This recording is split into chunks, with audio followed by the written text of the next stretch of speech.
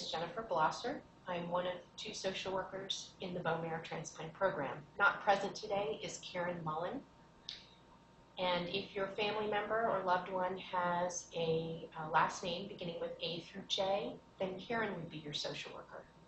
If your name begins with K through Z, then you would be working with me. Today, I'd like to talk a little bit about caring for yourselves through this process. Caregivers are an important component of the transplant process and are important in helping the success of the patient's treatment. It can be a very stressful position, and as I'm sure you've already recognized, most caregivers have conflicting obligations, usually a full plate of responsibilities, and all of that can be very stressful. You may have jobs that you're trying to maintain, maintaining the home, caring for children or other family members. People have financial problems and other stresses in their lives that don't disappear because someone is getting a transplant. You may even have to be away from home if you don't live close to VCU.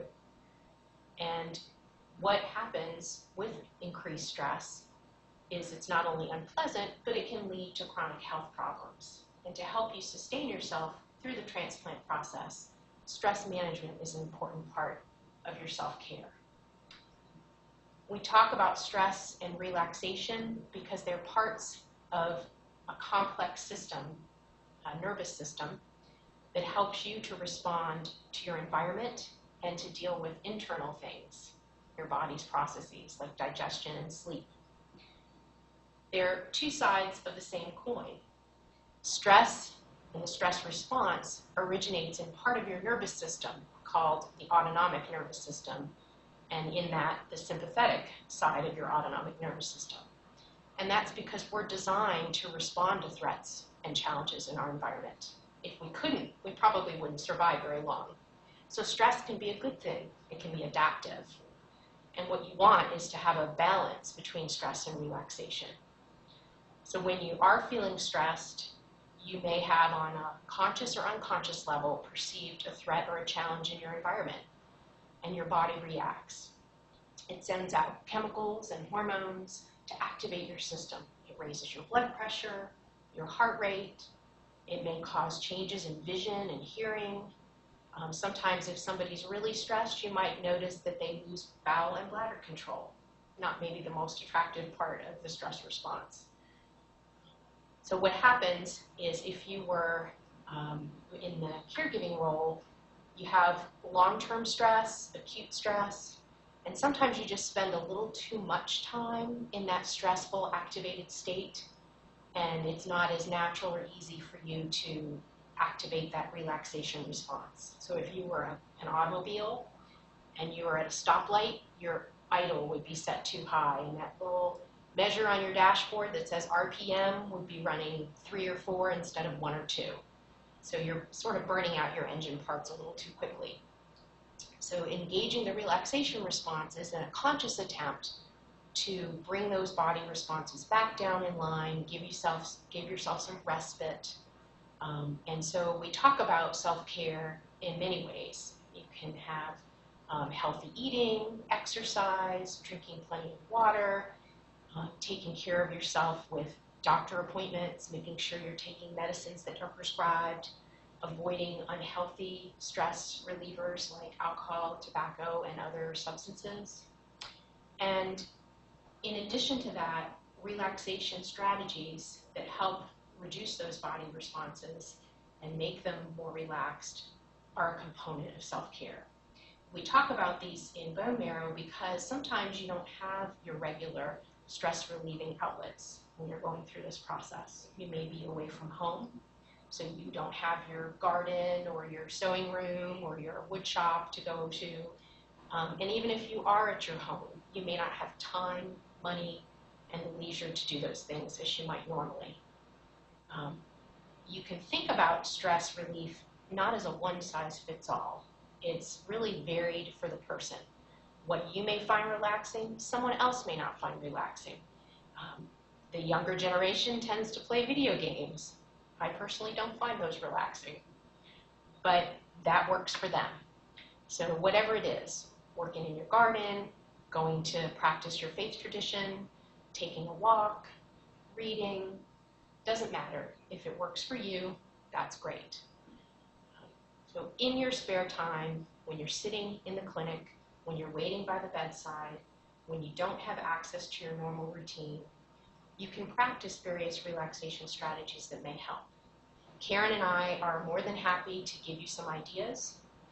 We have packets of information that we can mail, and you can request those. We can help work you through some relaxation strategies. And in the packet of information that comes with your caregiver education, there are several options: guided imagery, visualization, progressive muscle relaxation, and meditation. And all of those things are open to you. There's lots of interesting things you can try. And again, it's not a one-size-fits-all, so we encourage people to do what works for them. The role of a caregiver is stressful and challenging in some ways. We understand that we're asking you to sort of be a little bit of a policeman with the person that you're helping. You're there to make sure they take medicines, make sure they remember to do what they're supposed to do. Sometimes there can be disagreements of what the restrictions might be or what's allowed. Sometimes the patient getting the transplant believes very strongly that they should be able to do some things, and perhaps they're just misunderstanding. Or maybe they're correct and you think they're not. They may not be processing well cognitively, and that can affect how they interpret what they hear and understand as far as their regulations and restrictions that are an important part of transplant recovery. In addition, most adults don't like to lose all of their independence and control. This process is a pretty vulnerability-inducing process for many patients, and so there's some emotional response that can come with that, and that can put you in a difficult or conflictual position. We encourage you to use us as social workers to help provide that emotional support, ask the team members for clarification. We also understand that in the role of caregiver, we're asking you to be more vigilant, and that is stress-inducing in and of itself. All of the normal everyday activities that you do for your family, you have to think about. Did I wash this right? Did I do the right procedure to reduce infection risk?